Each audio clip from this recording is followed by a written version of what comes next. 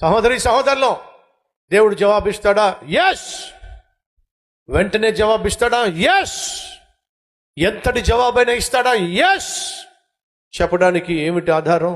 హిజ్కియా జీవితం. చచ్చిపోబోతున్నావు, నీ ఇల్లు చక్కబెట్టుకో అని అక్కడి నుంచి నడుచుకుంటూ ఉన్నటువంటి ఆ ప్యాలెస్లోంచి బయటకు వెళ్తున్నాడో లేదో, మధ్యలోకి వచ్చేసరికి యెషయా వెనక్కి వెళ్ళు. ఏమైంది? హిజ్కియా కన్నీళ్లు విడుచుట నేను చూశాను.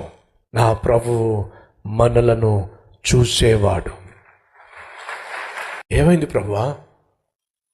హిజ్కియా ఏడుస్తూ ఉంటే నేను చూడలేకపోయాను. యెషయా వెళ్ళు.